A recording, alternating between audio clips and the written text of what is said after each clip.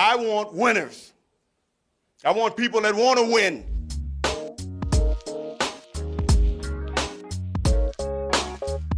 Hey, it's Double G here again, solo on We Want Winners, doing my midweek check-in like I did last week. And hey, at least it was good luck because the 49ers won. They beat the Rams, so we're doing it again. It's a little earlier because the 49ers and the Giants play Thursday night football, so consider this a little bit of a pregame news episode here, as most of you will listen to this on Thursday morning. So 5:15 home game, first home game of the season. I live 10 minutes away from the stadium.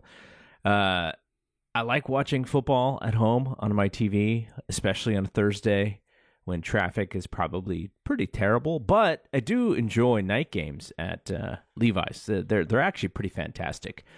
So hopefully those of you who are going out there to Levi's have a great time. And hopefully I'll be able to go at least once this year. I didn't go last year, but I did go the year before and in 2019 as well. And it's always a lot of fun. As long as you can stay out of the sun area, and usually by the time the fall hits, as long as you're on the correct side of the field, you're not doing too bad. All right, what about this game against the Giants? So I think the biggest news coming out of the Giants aren't even in New York. I think they were in Arizona, and they're probably in the Bay Area now. As we record, is Saquon Barkley. He got hurt. Rod and I mentioned this on our post-game show of We Want Winners. He hurt his ankle, and it was going to be probably a little bit of a miraculous recovery for him to play, though all up until today, it didn't come out until Wednesday afternoon that Saquon was actually out on the injury report. They were saying that it was possibly going to be a game-time decision. That sounded maybe a little bit of gamesmanship there as far as the 49ers, who they were going to prepare for. But Barkley is out, as is Ben Bredeson with a concussion guard. Defensive end Azeez Ojulari, who has a hamstring issue, and tackle Andrew Thomas. Questionable, a linebacker Micah McFadden, and wide receiver Wan'Dale Robinson. So a former 49er, a former fan favorite as well, the Cheetah, Matt Breida. He is the next running back in line between Saquon and also Gary Brightwell. And this comes from the New York Giants beat writers on The Athletic. There's a funny story that is going out with Giants fans, and, it's being covered just because it's so early in the season. But Daboll, there's a story that, Daboll has an offensive coordinator, Mike Kafka, and they're kind of wondering, did Daboll call the plays in the second half when the Giants finally scored some points to come back and beat Arizona, or is Kafka still calling plays? Daboll says that he always has a play sheet and he's kind of in the mix. And Daniel Jones said that he gets all of his plays from Kafka. So it's kind of a fun little story as the Giants come out of the gate 1-1. I do wonder if Al Michaels will bring it up on the broadcast on later today. So also something concerning Giants fans is Wink Martindale's defense does not yet have a sack, and I imagine they're going to bring some heat to Brock Purdy, which means that the Niners are going to have to be able to run the football, I think, very well, so that they can get off to a good start. And they will. They have a great chance because Christian McCaffrey's balling out. All right, injuries for the 49ers. Brandon Ayuk has a shoulder injury. It looks like he's going to be a game time decision.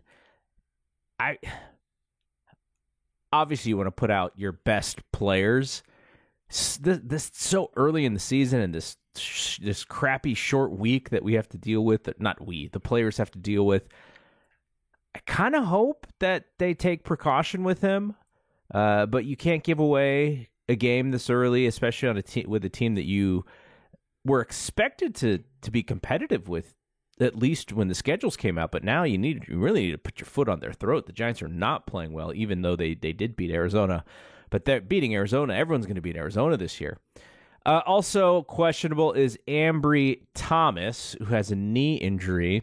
Now, Samuel, if you think you're lonely now, Womack, he's went on IR. And with Ambry Thomas's knee, the Niners did sign Anthony Brown, defensive back, vet.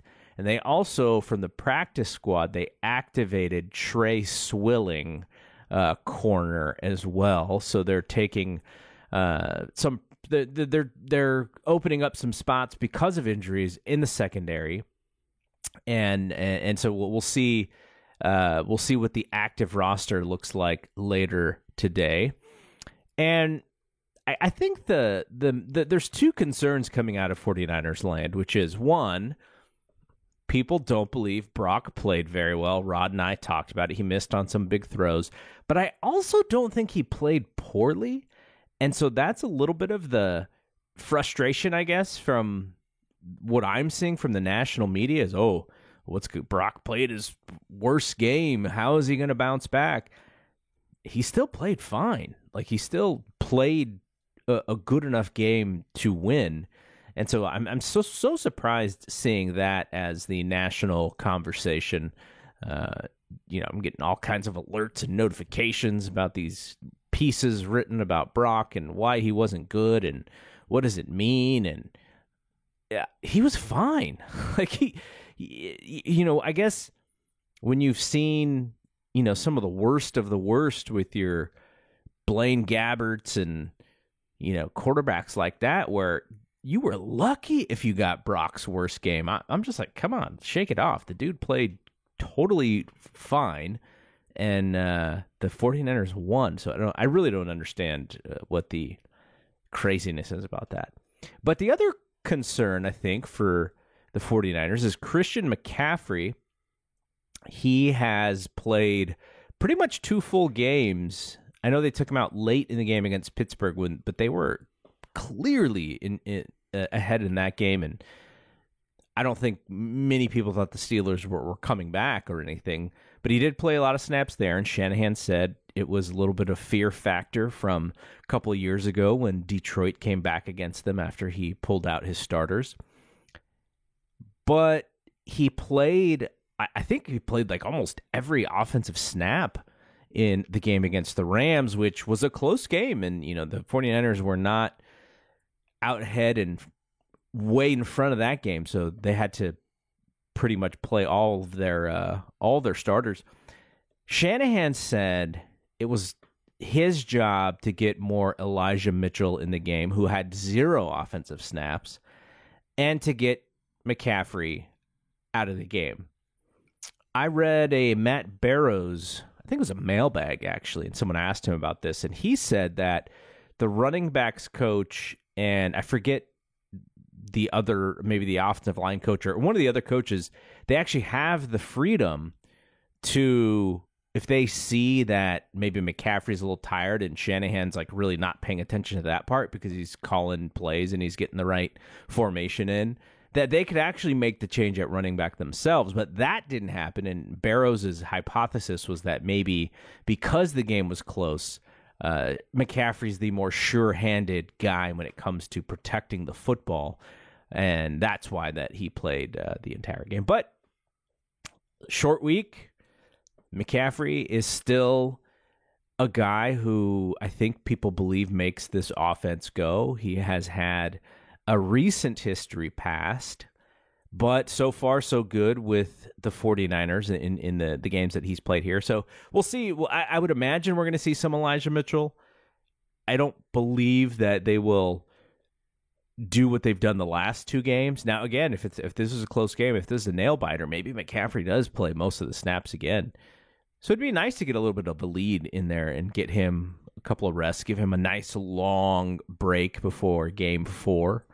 But we'll see how they play that. So, all right, Rod and I will be back on the podcast version, like you are listening to, as well as the live stream after the game on Thursday evening. So for Pacific folks, I'm going to guess around the 8:30, 8:45 p.m. range. And, for East Coasters, that makes it a little late, but maybe you're jazzed from a good game and you'll be awake. But we'll be here on the podcast version as well as the YouTube live stream. So check us out, Giants 49ers, Thursday night football. Big game already, week 3. All right. I'm Double G. We'll see you when we see you. Peace out.